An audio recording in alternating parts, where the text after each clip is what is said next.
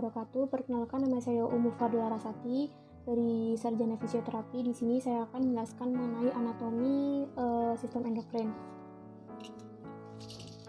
Nah, di sini ada terdapat gambar. Yang pertama itu ada kelenjar pineal.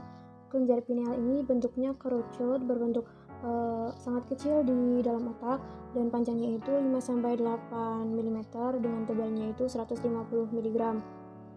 Dan hormon yang disekresikan oleh kelenjar pineal ini berupa melatonin.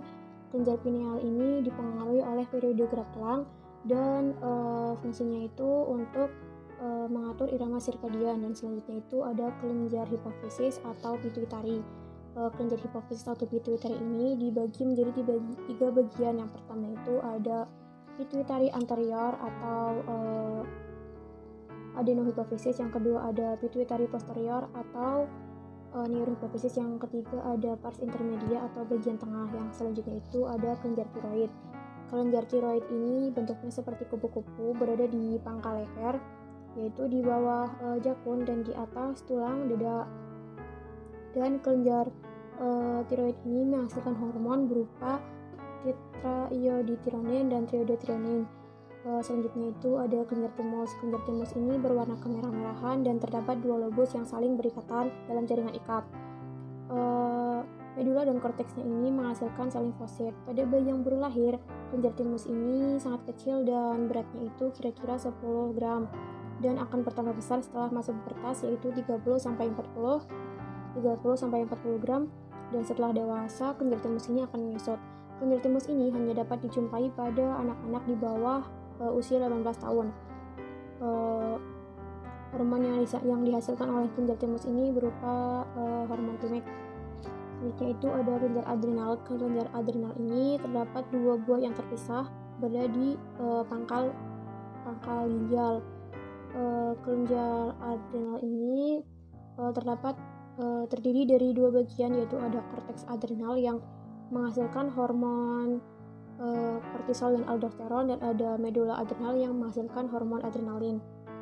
Yang selanjutnya itu ada kelenjar pankreas. Kelenjar pankreas ini kelenjar pipih yang panjangnya itu kira-kira 12,5 cm dan tebalnya itu 2,5 cm dan berada di bawah dan berada di belakang dan sedikit di bawah lambung dalam abdomen.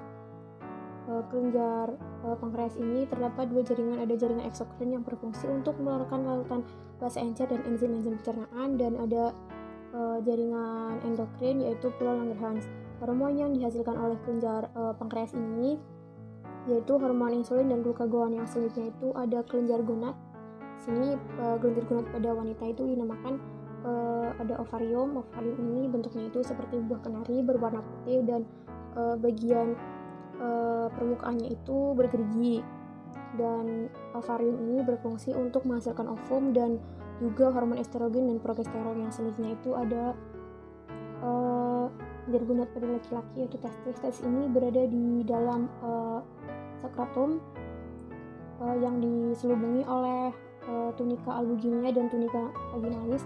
Testis ini berfungsi untuk menghasilkan hormon testosteron. Yang selanjutnya itu di sini ada gambar. Di sini ada hipotalamus di bagian dalam ini, dan di sini ada brain atau otak, dan di sini ada sekul atau tulang tengkorak. Di sini ada pituitari anterior. Sini pituitari anterior ini pituitari anterior, dan ada pituitari posterior atau pituitari belakang. Di sini ada pituitari juga, di sini pituitari posterior. Dan selanjutnya itu di sini ada gambar yaitu ini neurocerebral cell, dan di sini ada terdapat bundar-bundar atau bulat-bulat kecil berwarna biru. Ini dinamakan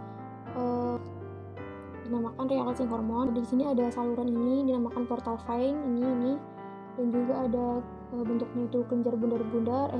Bentuknya itu bundar-bundar kecil berwarna kuning. Ini ada hormon, dan di sini ada saluran yang dilewati oleh hormon itu dinamakan kapiler. Dan selanjutnya itu ada hormon yang dihasilkan oleh kelenjar pituitari. Yang pertama itu ada hormon prolaktin yang menghasilkan mammary gland atau kelenjar mamai ini sebagai milk production atau produksi susu. Yang selanjutnya itu ada gonadotropic hormones yang menghasilkan gonads. Yang selanjutnya itu ada Tiroid stimulating hormones yang menghasilkan thyroid gland atau kelenjar tiroid, yang selanjutnya itu ada ACTH itu menghasilkan adrenal cortex, dan selanjutnya itu ada growth hormone yang menghasilkan antibody.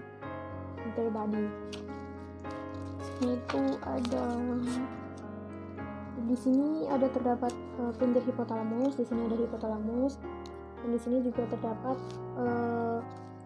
kelenjar, ini ada kelenjar pituitari anterior. Di sini kelenjar pituitari anterior ini menghasilkan beberapa hormon, yaitu diantaranya ada TSH, ada ACTH, ada LH atau ISCH, ada FSH, dan juga ada growth hormone dan prolaktin. Di sini juga ada pada bagian di sini ada pituitari posterior atau neurohipofise. Di sini juga menghasilkan hormon berupa diuretik hormon atau vasopressin dan oksitosin.